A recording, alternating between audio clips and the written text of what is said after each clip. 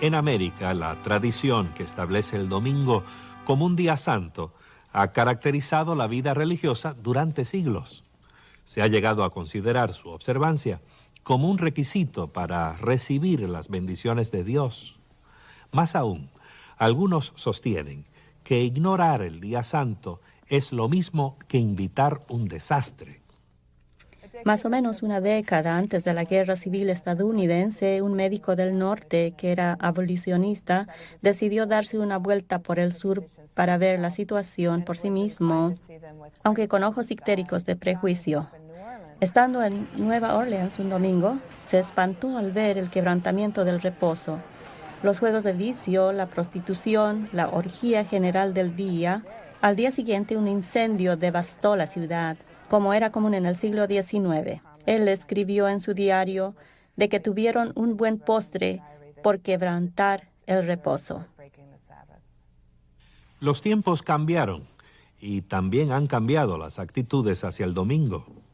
A medida que la industria se volvió más mecanizada y las leyes laborales fueron limitando la extensión de la semana laboral, la gente se aficionó al lujo que significaba tener tiempo libre. El domingo se fue convirtiendo progresivamente en un día para hacer lo que a cada uno se le antoje. Y eso ha traído problemas. El problema era que se ponía la marca del dólar al domingo por causa del feriado y recreación. Vale decir que las actividades recreativas de los juegos deportivos, los teatros, los parques recreacionales, todas las actividades recreativas resultaban muy lucrativas y muchos empresarios lucraban de esas actividades. Consecuentemente, estaban lucrando del día de reposo. Según muchos líderes religiosos, la secularización del domingo es un paso gigantesco en la dirección equivocada. Surgieron voces fuertes e influyentes que exigían más leyes que limitaran la actividad comercial y aún la conducta privada en el domingo. Esos esfuerzos por proteger el domingo continúan aún hoy, apoyados, por ejemplo, por la Alianza para el Día del Señor. La Alianza del Día del Señor tomó esta posición porque creía que el descanso del sábado, el reposo, existía desde antes de nuestras comunidades religiosas, inclusive del mismo judaísmo. Hace tiempo, cuando se formó la Alianza para el Día del Señor, el tema de las leyes dominicales despertaba a controversias. En mayo de 1888, el senador Henry Blair de Nueva Hampshire propuso legislación destinada a limitar las actividades seculares en domingo, dentro de, por supuesto, la jurisdicción del gobierno de Estados Unidos. El senador Blair dejó bien claro que el propósito de su proyecto de ley era preservar el primer día de la semana como día de reposo y observancia religiosa. La legislación fue enviada al Comité de Educación y Trabajo del Senado, del cual Blair era presidente. Entre los que presentaron objeciones a la legislación propuesta estuvo Alonzo T. Jones. Señor, usted puede hablar de la fuerza de la mayoría en asuntos sociales y civiles, pero no existe ninguna mayoría que pueda dictaminar la religión del hombre. No en esta nación, no bajo nuestra Constitución. Señor Jones, usted no parece reconocer la responsabilidad del Estado de velar por el bienestar de la sociedad. Senador, es usted quien no reconoce la clara distinción entre la responsabilidad del hombre con el Estado y su deber hacia Dios. Lo primero debe acatarse bajo la fuerza de la ley. Lo segundo debe ser cumplido solo bajo la fuerza del amor. Y eso, libre y voluntariamente. Ninguna ley puede regir el amor. La ley del Estado debe proteger a la gente para que cumpla con su deber hacia Dios. Nuestra ley dominical está escrita para preservar el Día del Señor, que es un beneficio para el pueblo. Es un buen objetivo, senador Blair, pero completamente innecesario. Nuestra Constitución ya reconoce los derechos de la gente respecto a su religión. La ley dominical suya no añade nada sobre nuestras libertades fundamentales, excepto restricciones. Temo, señor, que usted no ve las realidades actuales. Si el hombre que tiene un deber hacia Dios no lo cumple voluntariamente, corromperá la sociedad. Es la ley dominical propuesta la que va a tener una influencia corruptora al emplear fuerza y coerción para hacerla cumplir. Al contrario, el efecto esperado es que no encarezca el reposo. Si los hombres no están de acuerdo en honrar el día del Señor y si no restringimos sus acciones por la ley civil, entonces hollarán los derechos de quienes honren y observen ese día como santo para el Señor. Con todo respeto, senador, ¿no ve usted que su proyecto de ley va a permitir pisotear los derechos de las minorías religiosas? ¿Quiere usted volver al tiempo del oscurantismo cuando la Iglesia y el Estado se unieron para forzar a la gente a violar su conciencia y someterla a la religión oficialmente establecida? Señor, esa es una comparación sin mérito. Nuestra ley dominical es para beneficio de toda la sociedad.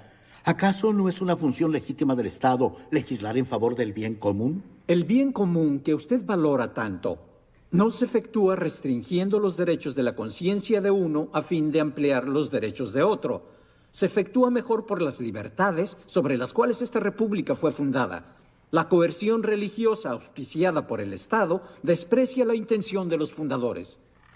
Esta ley hace una exención para aquellos que desean adorar en otro día, como los judíos, los bautistas del séptimo día, ustedes los adventistas del séptimo día que observan el sábado. ¿Cuál es el problema? El problema es... Justo esta mañana la señora Beckham de la Unión Femenina de Temperanza Cristiana se dirigió a este comité en apoyo de tal exención. Ella consultó con los representantes de los 9 diferentes grupos que observan el sábado en vez del domingo. ¿Sabe cuántos aprobaron tal exención? Todos. Todos sin excepción. Senador, respeto mucho los principios de temperanza promovidos por la organización de la señora Beckham, pero ella no tiene voz ni voto sobre cuestiones de exención para mi denominación. Profesor Jones, ¿va a objetar contra las exenciones que ciertamente beneficiarán a su grupo y a otros grupos? Sí, señor. En efecto, las objetamos. La cláusula de exención no cambia el proyecto de ley como para modificar nuestra oposición. El principio es, senador, que si la ley fuera justa y perfecta, la exención no sería necesaria. Además, una cláusula de exención no es otra cosa sino una cláusula de tolerancia encubierta. La tolerancia no es libertad, es simplemente una forma de condescendencia, la mayoría teniendo paciencia con las opiniones y convicciones de la minoría. Nuestra Constitución no garantiza la tolerancia, sino los derechos de nosotros, los ciudadanos estadounidenses. Profesor Jones, sin ceder en mi opinión, permítame hacerle otra pregunta. ¿Cuál sería su reacción si escribiéramos de nuevo esta propuesta como ley de reposo sabático y no dominical? Supongo que usted tomaría una posición diferente. Al contrario, senador, toda ley que intenta forzar la conciencia es abiertamente anticristiana y anticonstitucional por naturaleza. Por tanto, senador, estamos en contra de toda ley dominical que se haya legislado, desde la primera decretada por Constantino hasta esta que usted está proponiendo.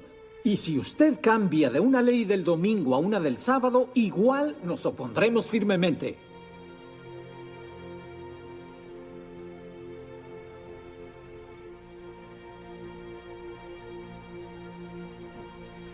La ley propuesta por el senador Blair nunca trascendió su comité, pero ya existían muchas otras leyes dominicales llamadas leyes azules. De hecho, hoy en los Estados Unidos, 49 de los 50 estados tienen leyes que protegen el domingo. Alaska es la única excepción. Pero el solo hecho de que existan esas leyes no significa que el tema haya quedado cerrado. Las leyes dominicales estatales fueron cuestionadas por las provisiones de la Constitución, tanto federales como estatales, incluyendo el debido curso legal, igual protección, violación de la separación de Iglesia y Estado y la violación de la libertad religiosa. En general, dichas leyes han sido sostenidas por las Cortes estatales. En 1961, la Corte Suprema de los Estados Unidos consideró 4 casos diferentes que desafiaban la posición constitucional de las leyes dominicales. Los abogados de libertad religiosa esperaban reconocimiento judicial de que estas leyes, debido a su contenido religioso, son inconstitucionales. En el caso McGowan versus Maryland, uno de los 4 casos, la Corte observó que era obvio que dichas leyes tenían origen religioso, porque trataban del Día del Señor, del reposo, de toda gama de cuestiones, términos y razones religiosas. En 1961, la Corte había visto de que existía la razón de tratar a dichas leyes como protectoras de derechos laborales. Y a la pregunta de si los estados pueden legislar los derechos de los trabajadores, la respuesta es sí. Con tantas leyes azules en los códigos del país, es justo preguntar por qué se oye tan poco acerca de su aplicación. ¿Están haciendo arrestos las autoridades? ¿Están dando condenas los jueces? ¿Están los cofres públicos enriqueciéndose con las multas aplicadas a los culpables? Yo pienso que hay 3 principales razones por qué no se hacen cumplir las leyes dominicales. Primero, las leyes escritas en los libros frecuentemente no se hacen cumplir porque se presta atención a otras prioridades. Segundo, actualmente no existe mucha disposición e interés en la población general sobre este asunto. Tercero, yo pienso que muchas leyes se hacen cumplir de una manera invisible al público. Por ejemplo, aquí se ve Washington, D.C. En esta ciudad se prohíbe hacer trabajos de construcción los domingos de mañana. Muchos no se dan cuenta de eso porque no se ocupan en la construcción y si alguna vez construyen algo no es una violación que les afecte significativamente a la vida. En nuestra era secular y materialista, se escuchan pocas voces que pidan leyes dominicales de inspiración religiosa. Hasta la Alianza del Día del Señor, que es una organización sólida a favor del domingo, está de acuerdo con ello. La historia de la Alianza del Día del Señor ha sido en el pasado la de mantener o tratar de mantener las leyes dominicales en los Estados Unidos. Hemos llegado a un punto donde sentimos que esto es una aproximación retrógrada. La legislación puede ser útil, pero nuestra finalidad es promover un entendimiento cultural de importancia psicológica y sociológica de la actualidad, lo cual tiene claramente sólidas columnas religiosas y teológicas cristianas.